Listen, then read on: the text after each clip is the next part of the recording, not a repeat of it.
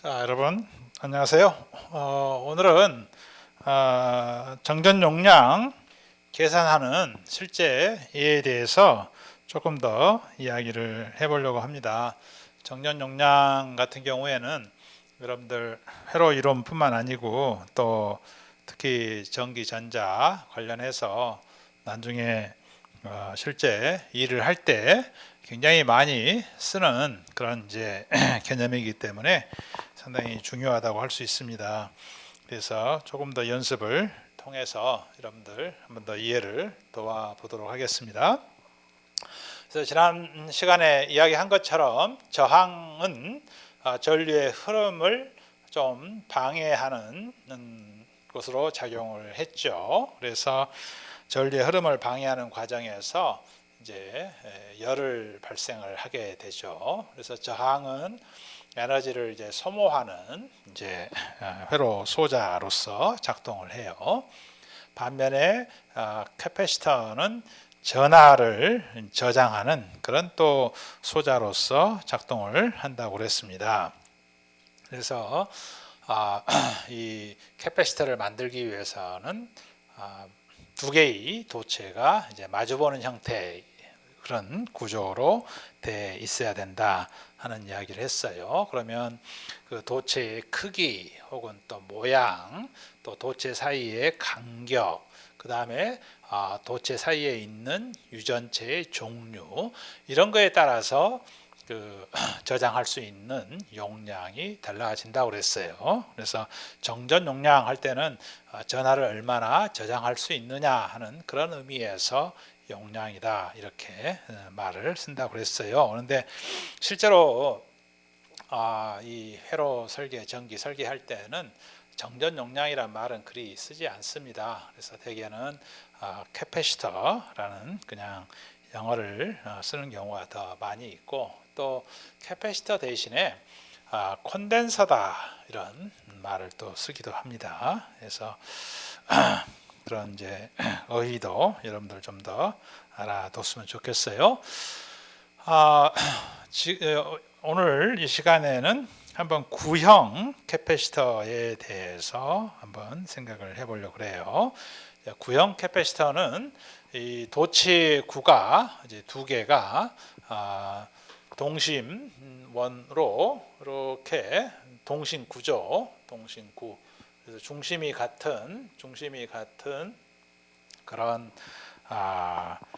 지금 지오메트리로 있는 그런 경우를 생각을 해보겠어요. 그래서 이제 대칭성이 있기 때문에 이 안에 도체에다가는 이제 플러스에 이제 전하가 들어가 있다 하는 거예요. 그 다음에 여기에는 마이너스 전하가 밖에는 있다 이렇게 생각을 해보자 이거예요. 마이너스가. 그래서 이 도체의 자연스러운 상태에서는 도체가 하나 달랑 있을 때는 그 안에 잉여 전하가 없어요. 자유전자가 있는 만큼 이제 원자의 플러스 아이온 원자들이 있어서 전체적으로 도체 안에는 전하량이 0이다 하는 이야기를 누차에 걸쳐서 했죠. 근데 이런 캐패시터를 생각할 때는 우리가 이제 거기에 이제 전압원을 연결을 시켜요. 일종의 펌프라고 그랬죠. 그 전압 펌프예요. 그 전압 펌프로다가 이제 어느 한쪽에다가는 플러스 전하를 이제 잉여로 이제 넣어주고, 반대편은 이제 마이너스가 거꾸로 차는 그런 형태예요. 그래서 이런 상황에서는 이제 특별한 상황인 거죠. 이제 펌프의 역할 때문에, 즉 전압 원의 영향 때문에 어떤 도체, 한쪽 도체에는 플러스의 잉여 전하가 있고 반대편에는 마이너스의 잉여 전하가 있는 그런 이제 상황입니다. 자, 그랬을 때 이거의 내부 구의 반경을 A, 외부 구의 반경을 B라고 해보자 하는 거죠. 그럼 이 경우에도 구가 두 개가 서로 마주 보고 있는 그런 이제 형태죠. 자, 마주 보고 있으니까 당연히 캐패시터로서 이제 작동을 하겠다는 거예요. 그랬을 때 여기에 이제 유전율 엡실론인 유전체가 있을 때 이 구형 캐패시터의 캐패시턴스는 어떻게 되겠느냐 하는 겁니다. 자, 그러면 여기에 총 전하량을 생각을 해보면 여기에 플러스 Q라는 전하가 총 전하가 안에 대전돼 있고 밖에는 마이너스 Q라는 전하가 대전이 돼 있다 이 생각을 해봐요. 그런데 이게 다 구의 대칭성을 가지고 있죠. 구의 대칭성을. 그래서 안에 플러스 Q라는 전하는 여기에 이제 로 S라는 그런 균일한 분포로 다 대전이 되겠죠. 대칭성 때문에. 그러니까 플러스 Q라는 전하는 이 안에서는 4파이 A 제곱 이게 이제 면적이죠. 구면 면적에다가 로 S라는 전하 밀도로다가 이제 대전이 되겠죠. 이 안에서는 말이죠. 이걸 로 S 플러스라 할까요? 반면에 바깥에서는 구가 더 컸죠. 4파이 B의 제곱에 로 S 마이너스로 대전이 된다. 그러니까 안에는 구 표면이 작기 때문에 이제 더 전하 밀도가 더 높을 것이고 바깥구는 면적이 커서 전하 밀도는 또 작아진다. 그렇지만 안에 있는 것과 밖에 있는 것의 총 전하량은 한쪽은 플러스 Q, 한쪽은 마이너스 Q 해서 그거의 부호는 반대지만 크기는 같다 하는 거예요. 그리고 이게 이제 완전히 구의 대칭성을 가지고 있기 때문에 이런 경우에 일렉트릭 필드를 이제 구할 때는 가우스 법칙을 쓰면은 이제 편하겠죠. 가우스 법칙은 어떤 대칭성이 있을 때 쓴다고 그랬죠. 그래서 요 사이에서 일렉트릭 필드가 존재하겠어요. 요 내부에서는 도체 내부에서는 안에 전하가 없어요. 다 이 도체 표면에만 이제 전하가 있기 때문에 그래서 요 안에서는 일렉트릭 필드가 없어요.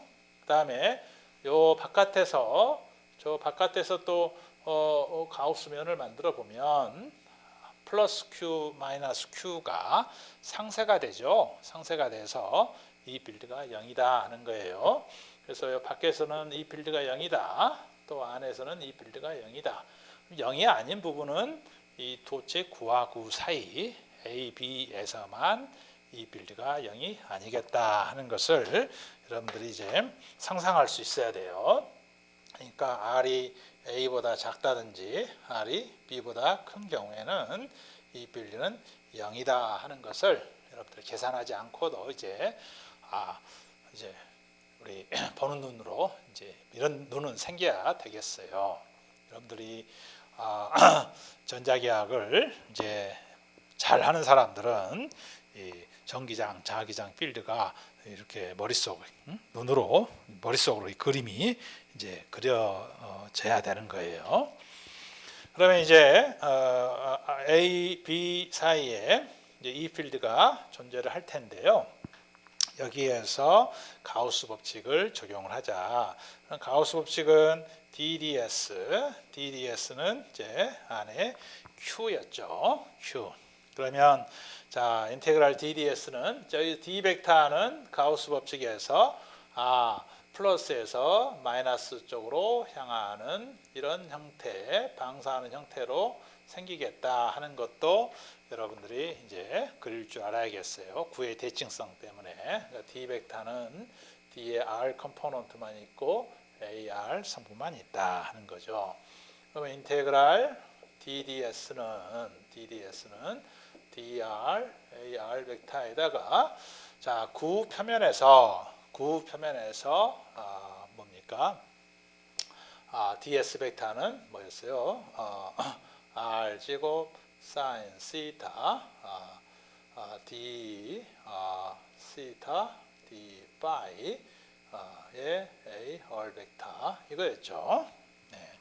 그런데 이런 적분을 이제 굳이 이렇게 해주지 않아도 이제 여러 번 해서 알 거예요. 이건 이제 구 표면에서는 그 값이 일정하죠. 그러니까 구 표면 면적을 바로 곱해도 되겠습니다. 굳이 적분하지 않아도 이거 적분하면 구 표면적이 되기 때문에 4파이 R 제곱이 돼요. DR 이렇게 됩니다. 이게 Q다. 그러니까 DR은 점전화가 만든 거랑 사실은 같아져요. 4파이 R 제곱 Q 이렇게. 그래서 D 벡터는 A R 벡터다 이렇게 쓸 수 있어요. 예. 그래서 점이 만드는 거나 구가 만드는 거나 이제 구의 전하가 잘 그렇게 대전이 돼 있다면 고르게 대전이 돼 있다면 구 밖에서 일렉트릭 필드는 점전화가 만드는 거랑 같다 하는 것을 알아두면 좋겠습니다. 그러면 이 필드는 입실론분의 D 벡터에서 4파이 입실론 R 스퀘어 Q A R 벡터가 되죠. 그러면 저거의 캐패시턴스를 구하기 위해서는 Q를 알면 이 사이에 볼테이지 V가 얼마나 생기느냐 하는 것을 구해야 되죠. 그래서 V는 자 크기만 생각하겠습니까? 부호 생각하지 않고요. EDL인데 A에서 B까지 이 벡터를 적분한 거죠. 그래서 4파이 입실론 R 스퀘어분의 Q R DR 적분해야겠어요. 그러면 4파이 입실론 Q 마이너스 R분의 1이 되죠. A에서 B까지 됩니다. 그러니까 이렇게 계산하면 4파이 입실론 Q A분의 1 마이너스 B분의 1이 되네요. 그래서 C를 구해보면 C를 구하면 Q가 없어지죠. 그래서 A분의 1 마이너스 B분의 1에 4파이 입실론 이렇게 되네요. 네. 자 여기에서도 입실론 값에 비례하죠. 그래서 모든 캐패시턴스는 계산을 하고 나면 저 입실론에 비례해서 나와야 돼요. 도체 형상에 상관없이 도체와 도체 사이에 있는 유전체의 유전율이 커지면 C는 커진다 하는 거였어요. 그리고 A하고 B가 이렇게 가까워지면 즉 이 간격이 작아지면 이런 이야기죠. 간격이 작아지면 C는 어떻게 돼요? 커지죠. 이렇게 되면 C는 커진다 이거예요. 이건 다른 코엑시얼 케이블이나 평면 캐패시터도 마찬가지였어요. 이런 평면형 캐패시터 같은 경우는 이 면적을 S라 하고 이 간격을 D라고 했을 때 입실론이 있으면 이거 C는 뭐였어요? 입실론 S D였어요. D가 작아지면 간격이 작아지면 커진다 하는 거죠. C가 커진다.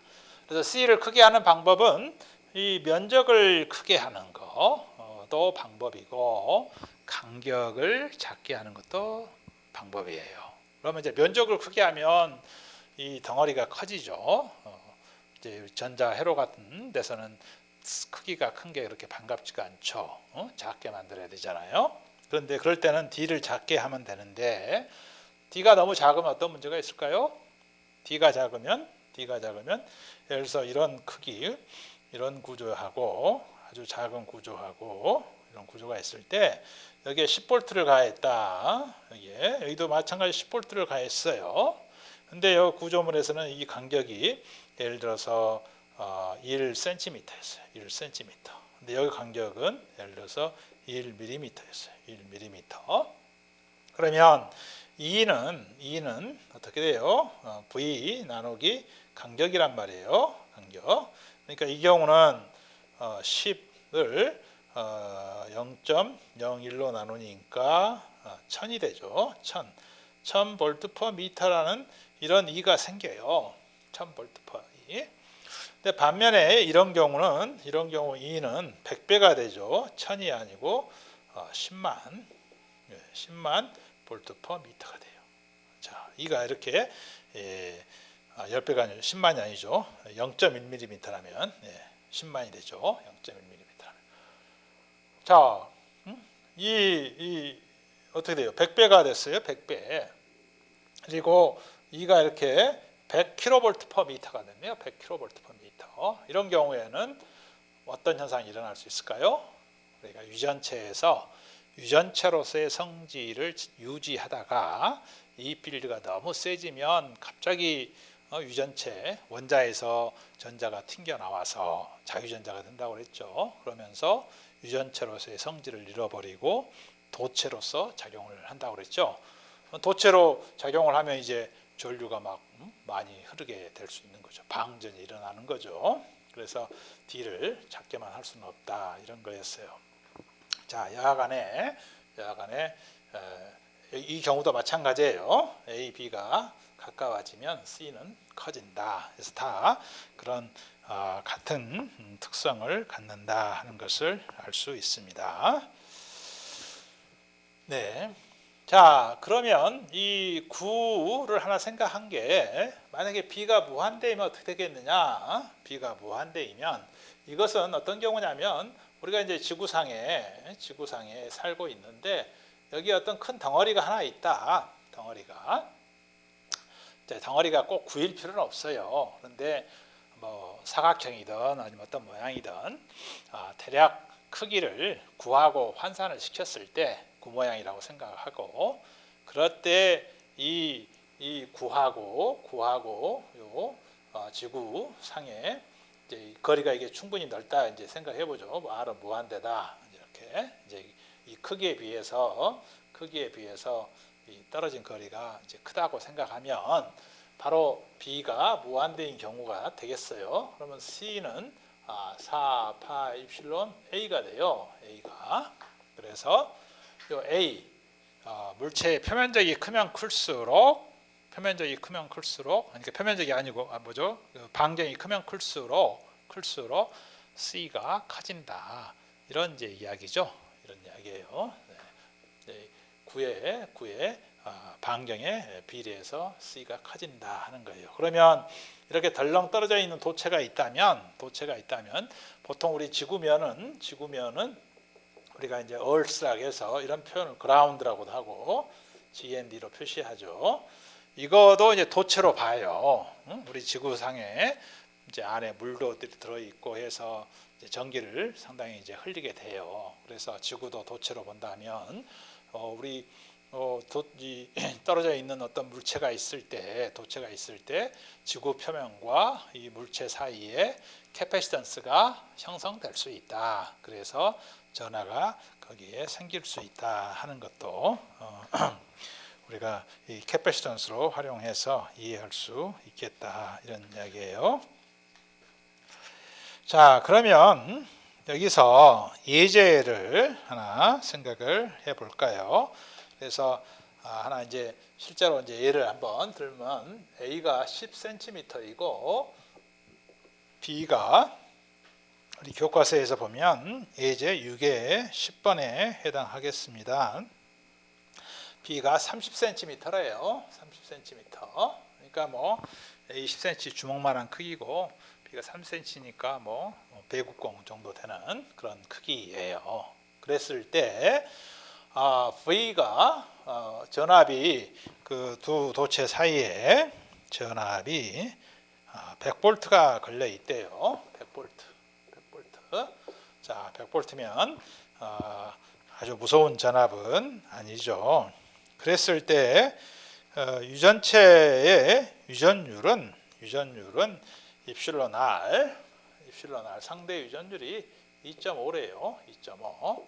그랬을 때 정전 용량이 어떻게 되겠느냐 하는 것을 구해 보면 C는 이제 값을 대입을 하면 되겠죠. 그래서 C 값은 저기다 대입하면 돼요. 그래서 4파이 입실론 R 2.5에 입실론 G로는 36 파이분의 1 10의 마이너스 9승 자, A분의 1 0.1분의 1 마이너스 0.3분의 1 이걸 넣어서 계산을 해볼 수 있겠네요. 그래서 그 계산을 해보면 얼마가 나오냐 하니까 41점 여러분들 해보시기 바랍니다. 약 42 피코페럿이 나오네요. 피코페럿. 그래서 42 피코페럿은 10의 마이너스 12승 페럿이라는 소리죠. 10의 마이너스 12승 페럿. 그래서 구조물이 상당히 큰데 30cm, 10cm인데 그 사이 간격이 20cm 정도 떨어져 보니까 그 값이 피코페럿. 그래서 피코페럿 하면 여러분들이 그 실험할 때 그래도 작은 캐패시터로서 상당히 쓰는 양이에요. 우리 특히 고주파 대역에서 쓰는 그 캐패시터들은 이런 피코페럿 그 단위를 갖습니다. 보통 여러분 실험할 때는 나노페럿이나 마이크로페럿 단위를 이제 많이 쓰죠. 그리고 밀리페럿 단위 하면 이제 캐패시터는 상당히 커져요. 그래서 일반적으로 여러분들 실험실에서 밀리페럿 단위를 쓰는 경우는 거의 없어요. 보통 마이크로페럿 혹은 나노페럿 그 단위를 이제 쓰게 되는 거죠. 네. 그러면 C는 이런 값을 갖고 그 다음에 V가 예를 들어서 요 지금 여기서 요 사이에 이렇게 100볼트가 걸려 있다 이거예요 지금.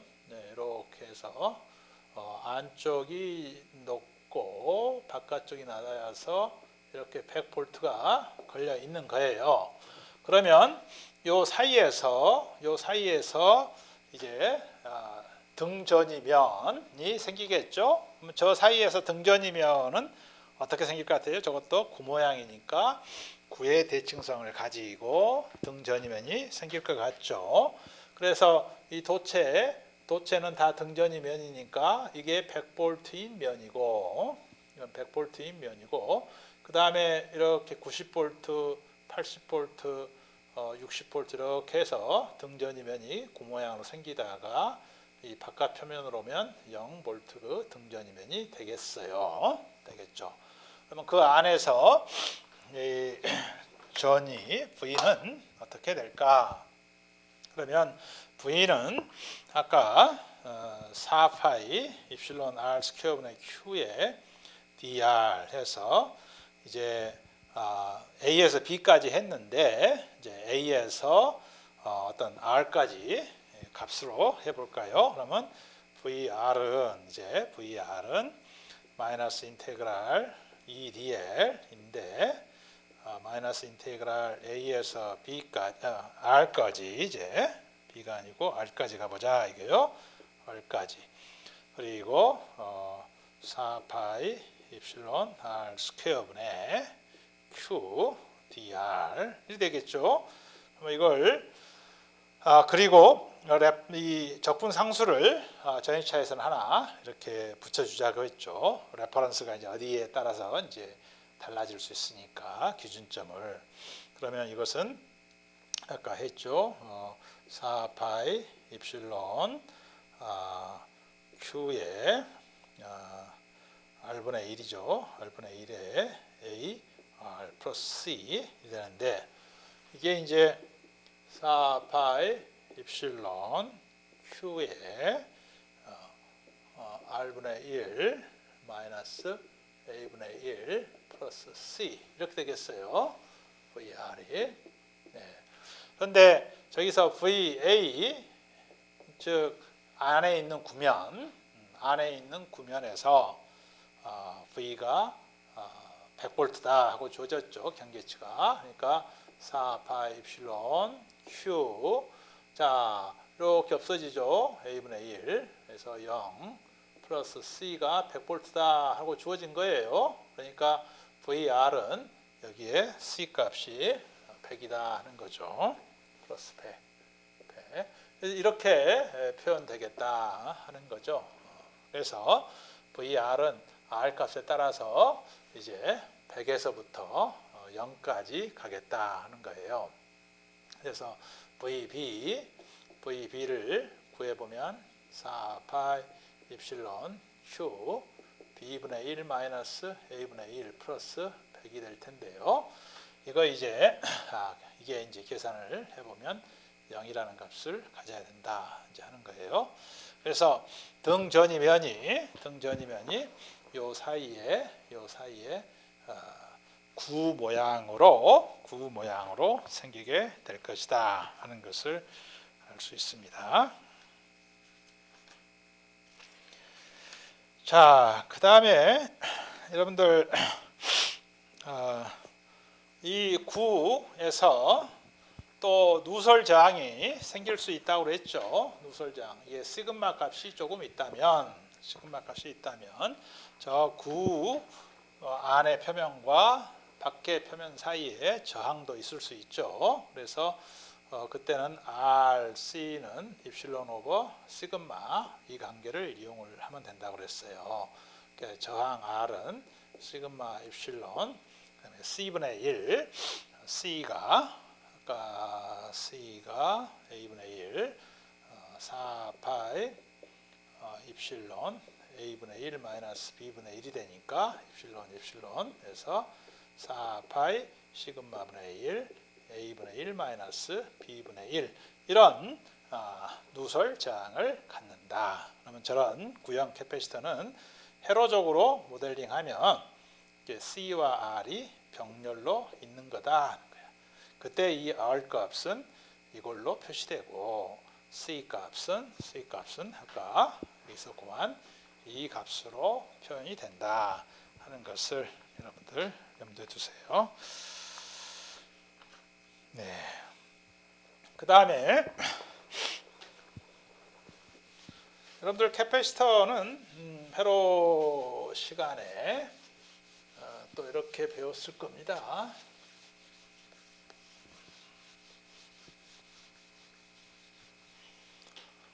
회로 시간에 이렇게 캐패시터가 두 개가 병렬로 연결되어 있을 경우에 C1, C2 이거 등가적으로 하나의 캐패시터다 이렇게 한다면 C 토tal은 C1 플러스 C2다 이렇게 여러분들 배웠죠.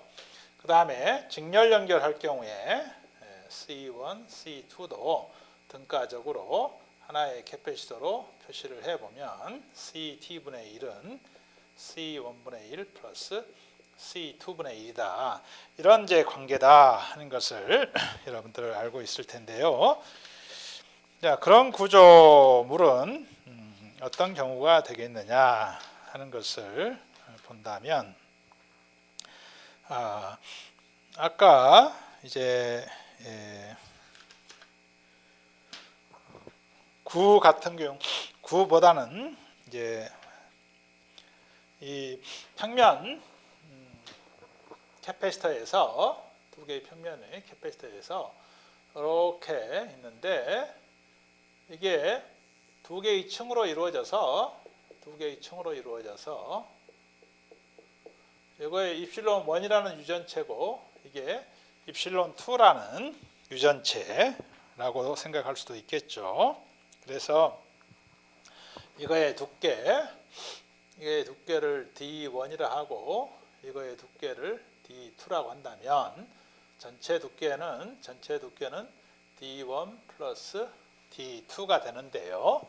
이런 경우는 등가적으로 이런 캐패시터하고 그다음에 이런 캐패시터가 자 이게 D1이고 이게 D2예요.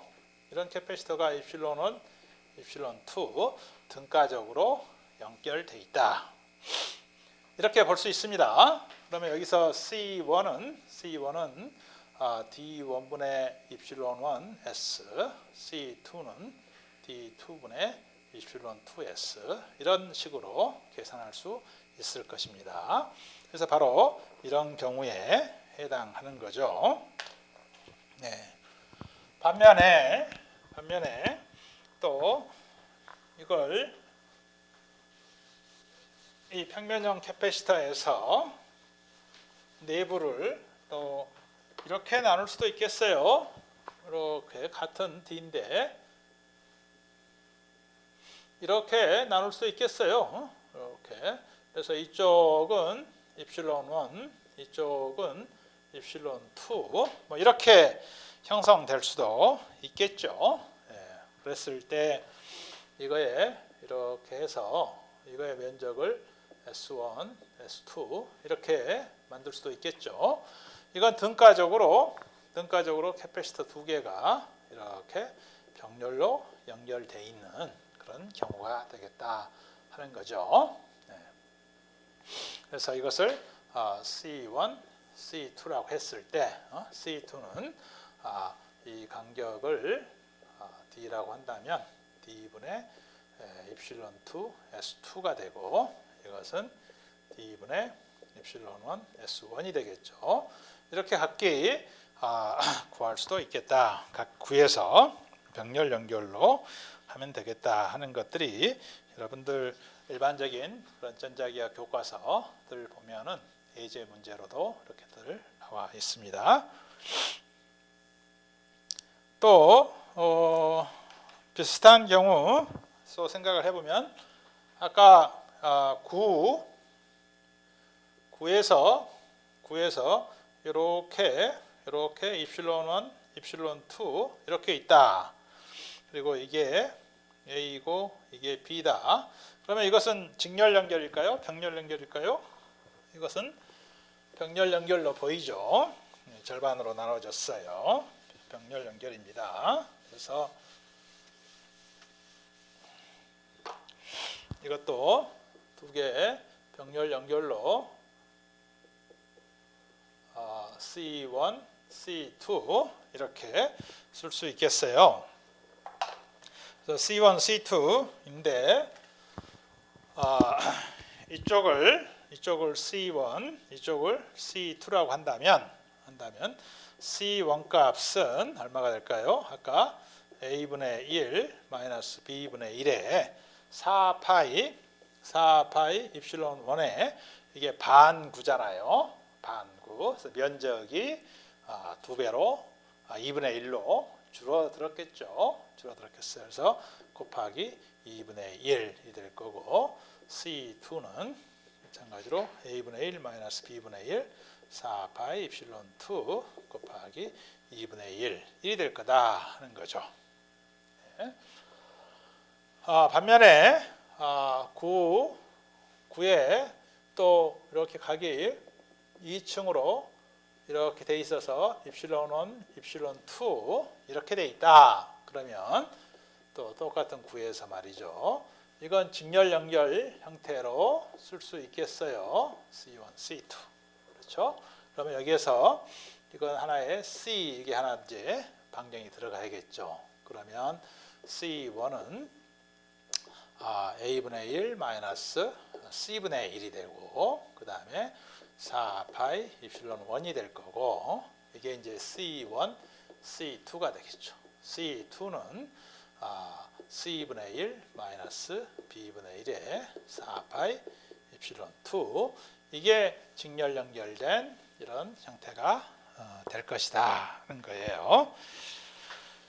자, 이런 내용들은 어떻게 보면 이제 회로적인 내용이죠. 그래서 여러분들이 교과서를 보면서 이런 연습 문제들을 좀 풀어보면서 더 감들을 익혀보기 바랍니다. 그래서 이렇게 저항과 정전 용량에 대한 이야기를 마치겠습니다. 그래서 저항이라고 하는 것은 다시 한번 정리하면 시그마가 있는 데서 이제 정의가 됐어요. 시그마가 있다는 소리는 도체 성격을 띠고 있다 이런 이야기였어요. 그래서 시그마 값에 따라서 시그마가 작아지면 저항이 커진다 하는 거였어요. 어떤 이제 구조물의 형상이 정해지면 말이죠. 정전 용량 C는 이제 전하를 저장하는 창고 역할이다. 거기에 창고의 용량은 도체의 형상이 정해지면 유전율에 비례해서 정전 용량이 정해진다. 뭐 또 이런 이제 관계를 설명했습니다. 그래서 이제 우리 회로 이론하고 같이 결부를 시켜보면 이제 여러분들이 R과 C 두 개를 이제 배운 거죠. RC 두 개를 배웠어요. 남은 것은 L 하나 남아 있네요. 이게 이제 인덕턴스인데요. 인덕턴스. 이 인덕턴스는 이제 자기장을 알아야지 여러분들 이해할 수 있어요. 그래서 R은 J 벡터하고 관련이 있었고 J 벡터, C는 E 벡터 혹은 D 벡터하고 관련이 있었죠. 예. 근데 L은 자기 앞으로 배울 H 벡터, B 벡터하고 이제 관련이 있습니다.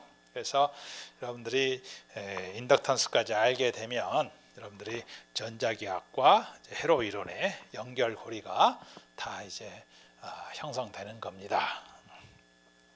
자, 여기까지 정전기, 정전 용량 이야기를 마치도록 하겠습니다. 여러분들 수고하셨어요.